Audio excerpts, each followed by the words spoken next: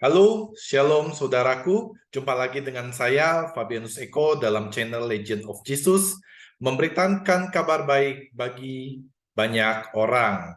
Nah, saudaraku, kali ini kita akan membahas Lucifer. Pertanyaannya adalah, apakah Lucifer itu ada? Nah, mungkin ada sebagian orang yang percaya, ada sebagian orang yang tidak percaya dengan adanya Lucifer. Nah, saudaraku, banyak orang yang salah paham dengan pandangan umum yang menyamakan Lucifer dengan iblis atau raja iblis. Namun demikian, sebenarnya Lucifer itu sendiri bukan sebuah nama, tetapi kata Latin dari bintang timur atau morning star bahasa Inggrisnya atau day star. Nah, saudaraku, Santo Hieronymus pada abad keempat menerjemahkan demikian berdasarkan arti kata aslinya. Santo Hieronymus sangat mengenal bahasa Ibrani. Ia menghabiskan hampir setengah masa hidupnya di Yerusalem atau sekitar 35 tahun untuk menerjemahkan kitab suci bahasa Ibrani dan juga Yunani ke dalam bahasa Latin yang disebut dengan Vulgata. Nah, Santo Hieronymus menggunakan kata Lucifer untuk menerjemahkan 4 kata bahasa Ibrani dan Yunani yang secara literal berarti bintang timur. Nah, yang pertama adalah di dalam Yesaya 14 ayat 12. Ya, dia menerjemahkan morning star atau bintang timur itu sebagai Lucifer, dan juga di Ayub 11 ayat 17 day star atau pagi hari. Kemudian di Ayub 38 ayat 32 Masarot day star atau bintang biduk. Nah, kemudian di 2 Petrus 1 ayat 19 ada Phosphorus atau day star atau bintang timur. Nah, jika kita perhatikan keempat ayat tersebut, maka kita ketahui bahwa kata yang diterjemahkan oleh Santo Hieronymus menjadi Lucifer itu berasal dari 3 kata Ibrani yang berbeda dan 1 kata Yunani. Namun, keempat terjemahan yang keempat ini diterjemahkan dengan 1 kata Latin yang sama, yaitu Lucifer, bintang timur atau bintang di pagi hari. Maka untuk memahami maksudnya, ayat-ayat tersebut harus dibaca dalam kesatuan dengan perikopnya, sehingga diketahui konteksnya. Nah, setelah dibaca konteksnya, maka kita ketahui bahwa keempat kata Lucifer di sana tidak semuanya mengacu kepada arti iblis. Terjemahan Latin Vulgata menghubungkan Lucifer secara literal dengan planet Venus, yang secara metafor melambangkan raja-raja di bumi dan juga dewa-dewa orang pagan. Maka di Yesaya 14 ayat 12, Lucifer mengacu pada raja-raja Betel atau Babilonia, sebagaimana tertera pada judul perikopnya.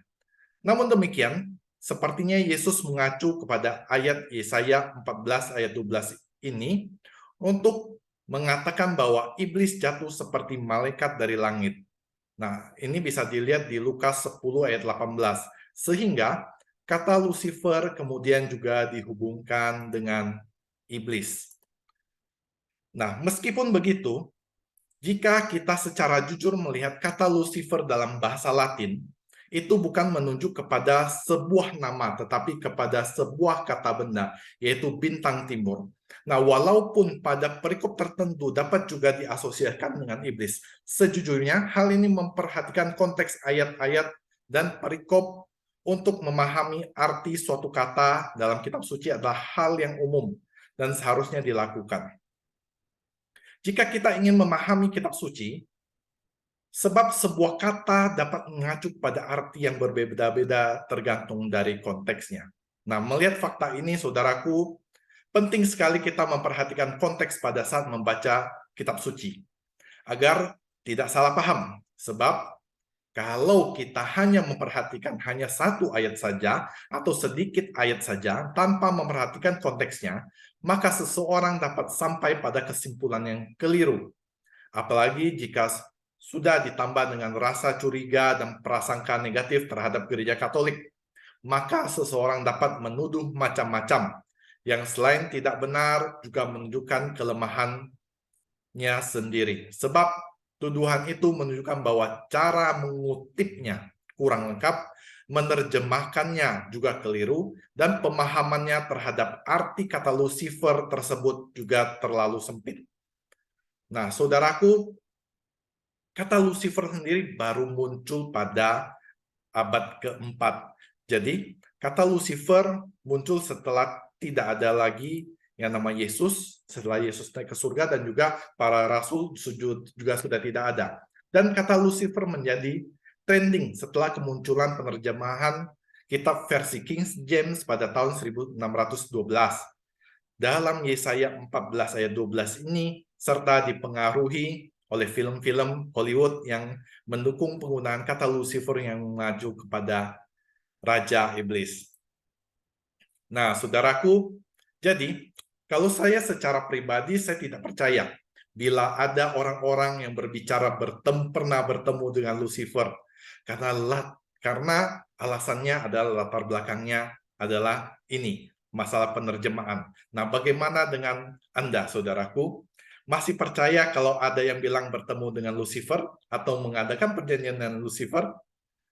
Nah, saudaraku, terima kasih sudah menyaksikan channel ini. Saudaraku, buat Anda yang merasa terberkati oleh channel ini, Anda boleh silakan bagi kepada orang lain, Anda boleh silakan subscribe, dan juga boleh silakan komen di kolom komentar. Nah, akhir kata, saudaraku, terima kasih. Tuhan Yesus memberkati kita semua.